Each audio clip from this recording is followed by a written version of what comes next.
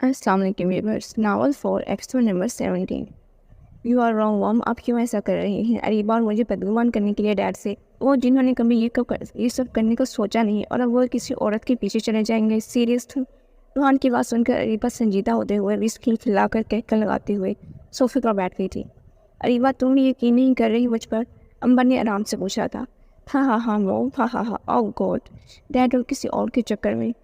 He is one and only person कि जिनकी मैं कसम खा सकती हूँ कि उन्होंने हम दोनों के लिए दूसरी शादी नहीं की। ओके अंबर, मैं अभी ज़रूरी मीटिंग के लिए जा रहा हूँ, तुम बात करके घर चली जाना। फरहान साहब जाते जाते इस टेबल के साथ ज़रूर टकराए थे जहाँ वह आज का फोटो फ्रेम नीचे गिर गया था अचानक से। वही शीशे के टुकड़ों पर से गुजर गए थे अपनी मुस्कान छुपाकर। बच्चों प्लीज़, अंबर ने फिर से इल्तिजा की थी, मगर वो दोनों तो सच मानने को तैयार ही नहीं थे। उनके डैड किसी के साथ इन्वॉल्व भी हो सकते हैं। तुम्हारी मॉम ठीक कह रही है बच्चों, फहाज उसी चक्कर में पाकिस्तान गया है। What rubbish, last time I check आप मेरे डैड के बेस्ट फ्रेंड थे। अंकल वहाब। रोहान जैसे ही खड़ा हुआ था वहाब और करीब हुए थे।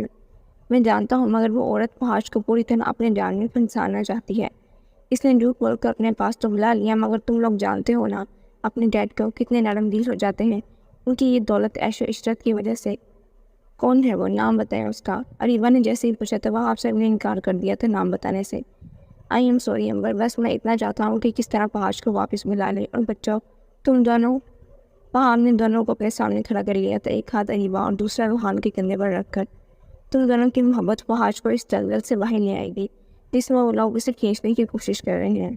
कौन लोग अंकल, क्या बात कर रहे हैं आप? अरीबा बेटा, अभी के लिए इतना जान लो कि तुम्हारे डैड को फंसाया जा रहा है अपनी झूठी मोहब्बत में। ये उम्र तुम लोगों की है, प्लीज़ अपने डैड को वापस निकाल लो। उसके सामने अपनी आंखें दिखाकर साफ कर रहे थे और कुछ ही देर में उन दोनों के सर पर हाथ रखकर वो चले गए थे। डैड हमारे साथ ऐसा नहीं कर सकते। वो शख्स इतने साल की रफाकत के बाद अगर मुझे बेसहारा छोड़ सकता है तो तुम दोनों को क्यों नहीं?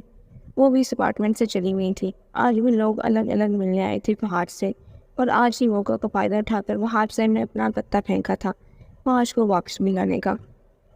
समंदर से आती लहरें मुझे इस उम्मीद से यकीन दिला रही हैं कि वो आएगा। मेरा इंतज़ार रहेगा नहीं जाएगा, इसने वादा किया था। ए दिल नदा, मगर शाम की डलते से मुझ पर एक और सच भी आशना कर रहे थे। दिल सच में नादान ही रहा।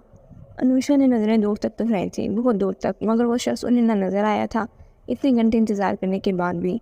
इन्हें समझ नहीं आ रहे थे कि वो मायूस हो या गुस्सा। एलाम के बाद फहाज वो दूसरे मर्द थे किन पर उन्हें यकीन होना शुरू हो रहा था, मगर 24 घंटे में भी उस शख्स का असल रुख ही वाज़ह हो गया था उन पर।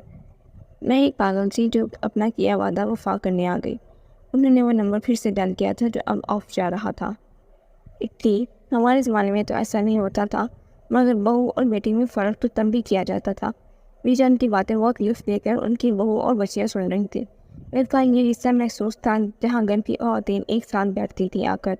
नाज़रीन बेगम ने सब्जियाँ और नाइफ लाकर वहाँ रखती थी और शुरू हो गया था किचन के काम के साथ साथ बीजान की बातों का तड़का। हाँ हाँ हाँ, पर मुझे ऐसा कभी महसूस नहीं हुआ बीजान। आप तो मेरी सास नहीं माँ बनकर मुझे समझाती हैं, मगर मेरी सास तो तौबा है। अपनी बेटियों को तो सारा दिन सुलाए रखती थी और मुझ पर हर काम करना पड़ता था। शादी के पहले साल तो मैंने अजाब में गुजारे। हाँ हाँ हाँ, और जब रज़िया मुझे शिकायत लगाती तो उल्टा मैं डांट देती थी, ये कह कर कि तुम तो आलसी हो, तुम्हें बहाने चाहिए अपनी सास जैसी नेक खतौल की बुराई करने का। हालांकि वो तो थी ही बहुत। बीजान चुप हुई तो कुछ लम्हे फिर कोठी कहकर लगा दिया बाकी सबके साथ। बीजान अब ठीक है, मैं कितना डर गया था। फहाद अपना बैग दरवाजे पर ही छोड़कर बीजान की तरफ बढ़े थे और पास आते बीजान के गले से लगे थे। मुझे क्या होना था पुत्र, तू बता कहाँ गायब था? ज़रा मेरी छड़ी लेकर आओ कोई। बीजान मेरी जान निकाल दी थी आपकी फ़ोन कॉल ने, फहाद ने उनके चेहरे पर हाथ रखकर कहा था। फहाद, बीजान तो ठीक है, अब आप बताएं कि आप कहाँ थे? आप बैठ जाओ बच्चों, मामू के लिए जूस लेकर आओ, खाना लगाओ। नाज़रीन जैसे ही अपनी सीट से उठी थी उन्होंने फहाद को वापस बिठा दिया था। मैं दरअसल एक ज़रूरी काम के लिए गया था, फिर रूहान की कॉल आ गई। वो बता रहा था कि आपकी तबीयत ख़राब हो गई है। और dad dad I am sorry, मैंने झूठ बोला, मैं परेशान था। और पाँच साहब ने अपनी बेटी को गुस्से से देखा था जो बाकी सबके साथ खड़ा होकर इससे बता रहा था जैसे नॉर्मल बात हो, इतना बड़ा झूठ बोलना। रूहान वो ऊंचा बोले थे, तुमने झूठ बोला? जी डैड, आपको कुछ पता नहीं था तो तुमने बीजान की तबीयत का झूठ बोला? यूँ झूठ बोलने वाली तबीयत मैंने नहीं की तुम्हारी माँ ने क्या बना दिया है तुम दोनों को? وہ تیش سے کہہ کر جس راستے آئے تھے اسی راستے واپس چلے گئے تھے، اپنے رویے سے حیران کر کے سب کو، جو اس لیے ان کی بانجی وہیں کھڑی رہ گئی تھی۔ ناظرین اور بیجان کی آواز سن کر بھی وہ نہیں رکے تھے وہاں۔ پاکستان، مجھے معلوم تھا یہی ملو گی میڈم، بٹ مار میں انوشا نے اس طرف اشارہ کرتے ہوئے چپ رہنے کا کہا تو کچھ ڈاکٹر ماسک اتارتے ہوئے انہیں کی طرف بڑھے تھے۔ آپ کا شک ٹھیک نکلا ڈاکٹر، پوسٹ مارٹم رپورٹ کو چینج کرنے کی کوشش کی گئی تھی، پردن پر نشان رسی کے ہیں جو کہ اس کیس کو کچھ تو ثابت کر ہی رہے ہیں، مگر فورینسک رپورٹ میں فنگر پرنٹ کے نشانات۔ ایک منٹ، یہ انکشاف ہے یہ ثبوت؟ کیونکہ جو رپورٹ میں نے وکٹم کی فائل میں دیکھی اس میں ایسا کچھ نہیں تھا۔ انوشا اپنی بات سے ڈاکٹر کی بات تو کاٹ چکی تھی اور ساتھ ہی وہ موو کر رہی تھی اس ٹیکسٹ کی طرح۔ وہاں سے فائل سرچ کرنے کے بعد انہیں وہ فائل سامنے رکھی تھی۔ آئی ایم سوری میم، مگر جو فائل آپ کو دی گئی وہ فیک تھی، اور آپ جانتے ہیں کیا بات کر رہے ہیں آپ؟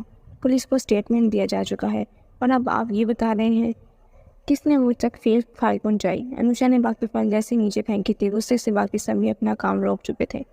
Anusha, doctor relax relax, doctor Palwasha, ہمارے ہاسپٹل میں کوئی ہے جو یہ سب کر رہا ہے اور آپ کہہ رہی ہیں ریلیکس؟ انوشا وہاں سے جانے لگی تھی جب وہ دروازے پر رکی تھی۔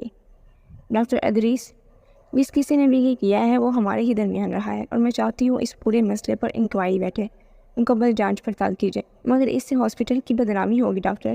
ایسا نہیں ہو سکتا کہ ہم اسے سزا بھی دیں مگر بند کمروں میں، آج اسے خاموشی سے سزا دیں تاکہ اور جرم سر اٹھائیں۔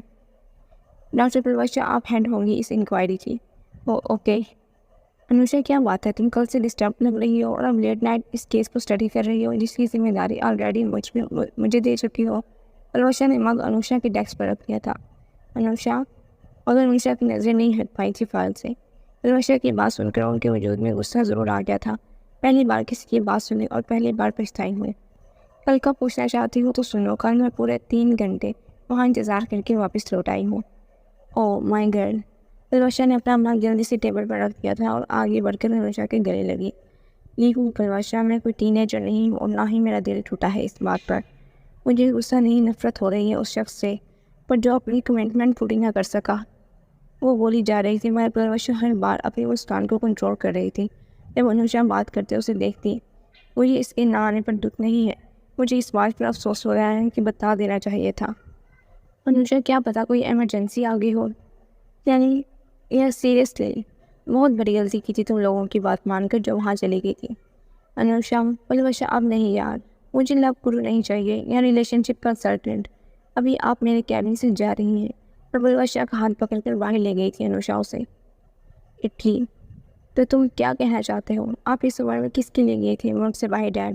ڈنر ٹائم میں نے اسکول میں اثر نہیں تھا، اپنے اپارٹمنٹ میں امبر دونوں بچوں کے ساتھ پہاڑ کے سامنے ایسے کری تھی ایسے سارے سوال جو اب آج ہی لینے ہوئے۔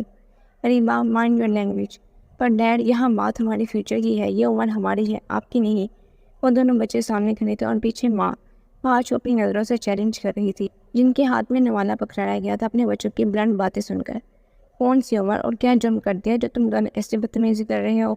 وہاں وہ انکل نے بتا دیا تھا آپ کسی سے ملنے گئے تھے ڈیڈ۔ بتاؤ اپنے بچوں کو اب چپ کیوں ہو پہاج؟ اس عمر میں کیا گل کھلا رہے ہو تم؟ شرم نہیں آتی تمہیں؟ ایک اور لفظ نہیں، میری خاموشی کا ناجائز فائدہ نہ اٹھاؤ۔ اس طرح کے الفاظ میری اولاد کے سامنے بول کر تم اپنی تہذیب ظاہر کر رہی ہو، مگر میری چھت کے نیچے یہ سب نہیں چلے گا۔ تم تینوں سن لو، آج کے بعد میرے سامنے اونچی آواز میں بات کی تو مجھ سے برا کوئی نہیں ہوگا۔ Now get lost. اپنا کھانا انہوں نے وہیں چھوڑ دیا تھا۔ ڈیڈ، جانے سے پہلے ایک بات سن لیجیے، ہم سوسائٹی کے تانے برداشت نہیں کریں گے۔ آپ جانتے ہیں ڈیڈ، میں اور روحان نے بہت سفر کیا ہے آپ کی اور مون کی ڈیورس کے بعد۔ ایوان نے روتے ہوئے آواز میں 5-6 قدم روک دیے تھے۔ ایسا کچھ نہیں ہے میری جان، کچھ نہیں ہے، بے فکر رہو۔ اپنی بیٹی کے ماتھے پر بوسہ دے کر وہ کمرے میں بہت خاموشی سے چلے گئے تھے۔ انہیں سمجھ آ گئی تھی کہ جو خواب وہ دیکھ رہے ہیں ان کی کوئی حقیقت نہیں۔ کچھ ماہ بعد پاکستان۔ موم، جسٹ 1 month ویکیشن ہے، ہمارے یونیورسٹی کلاس کے سب اسٹوڈنٹ جا رہے ہیں۔ وین ینگ لیڈی، آپ نہیں جا رہی؟ تو اس کو جیم لگا کر انوشا نے بیہا کی پلیٹ میں رکھ دیا تھا۔ وہ موڈ کے مطابق مبشر صاحب کھانے کی میز پر نہیں تھے اور باقی رہ گئے تھے گھر کی 3 لیڈیز۔ انوشا کی موم اور نانی مکمل چپ تھی اس معاملے میں۔ ویل موم پلیز، نانو آپ کچھ کہیں نا، آپ دونوں تو ماما کو منا سکتے ہیں۔ اس بات پر میں ایگری کرتی ہوں، تمہاری موم ٹھیک کہہ رہی ہیں۔ 1 month، انجان ملک میں اتنی دور کا سفر، سیریسلی نانو، امریکہ اتنی دور بھی نہیں ہے، ہم جاتے رہتے ہیں، آپ تو جانتی ہیں نا۔ بہت معصوم سا منہ بنا کر بیہا نے ہاتھ پکڑا تھا انوشا کا۔ ब्रेक फास्ट ख़त्म करो जल्दी से, मैं हॉस्पिटल जाते हुए तुम्हें ड्रॉप कर दूँगी। और मुझे लगता है इटली से तुम्हें अपना कोर्स यहाँ पाकिस्तान में शिफ्ट करवा लेना चाहिए। अब यहाँ इतनी शॉक्ड हो गई थी अनुषा की इस बात पर, और ज़्यादा शॉक वो पीछे से आती आवाज़ पर हुई थी। इस बात पर मैं भी तुम्हारी मॉम से एग्री करता हूँ। वहाँ के प्रोफेसर देख लो क्या गुल खिला रहे हैं। अरे ये तो स्वीहा की मालूम है ना। लुक अनुषा, उन्होंने वो न्यूज़पेपर सामने टेबल पर अनुषा के सामने रख दिया था। वो न्यूज़पेपर जो था भी इटली का, जिसमें एक आर्टिकल फ्रंट पेज पर था जहाँ इस स्कैंडल के बारे में ब्रीफली तफसील में लिखा गया था। नो डाउट के प्रोफेसर पहाड़ की वाइफ ने उन्हें क्यों छोड़ दिया। Read it, teacher student relationship, harassment का केस किया है। शीशे वो पेपर अनुषा के सामने से वैसे बशे में उठा लिया था। वो पढ़ते हुए इतना शॉक्ड हो रही थी। और फिर अबीहा, मगर अनुषा की तरफ से कोई रिएक्शन नहीं था। इसने अपने डोस्ट को जैम लगाकर पहली बाइट ली थी। हिलाम की तरफ देखा था। वो तासुब जो हिलाम देखना चाहते थे। अनुषा का गुस्सा उन्हें देखने को नहीं मिला था। अनुषा तो इतनी ईजी होकर अपना नाश्ता कर रही थी। अनुषा, मुझे लगता है नेहा ने जल्दबाजी में गलत घर में इनफ मॉल, नेहा ने क्या किया और क्या नहीं वो हमारा मसला नहीं है, ये इनका पर्सनल मैटर है। स्पेशली प्रोफेसर पहाड़, वो इस तरह के मर्द नहीं जो कम उम्र लड़कियों को देखकर अपनी होशो आवाज़ खो दे। इनाम ने गुस्से से दूसरी चेयर को पीछे कर दिया था। इन्हें महसूस हो गया था कि ये बात उन्हें की गई है। तो वो इतनी शौक कैसे हो सकती हो? तो उसे नहीं जानती हो क्या? तो उसके किरदार की कैसे गवाही दे सकती हो? अनुषा के साथ साथ बाकी सब भी अपनी अपनी सीट से खड़े हुए। तो बिया ने अपनी मांग को बाजू पकड़कर अपनी डैड से दूर करने की कोशिश की थी। बहुत साल पहले की लड़ाइयाँ इसे फिर से याद आ गई थी आज।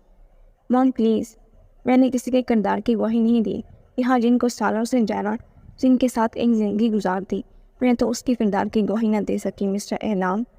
किरदार की सच्चाई गवाही से नहीं, सामने वाले की आंखों में उसकी गैरत का अंदाज़ा हो जाता है। And for professor Fahaz, he is innocent, मैं गारंटी से कह सकती हूँ। No excuse me. और वो अपनी चीज़ें पकड़े वहाँ से चली गई थी। बाहर उस बार उन्होंने अपनी बेटी को साथ जाने का नहीं कहा था, मगर जाने से पहले वो न्यूज़पेपर को अपने साथ ले गई थी।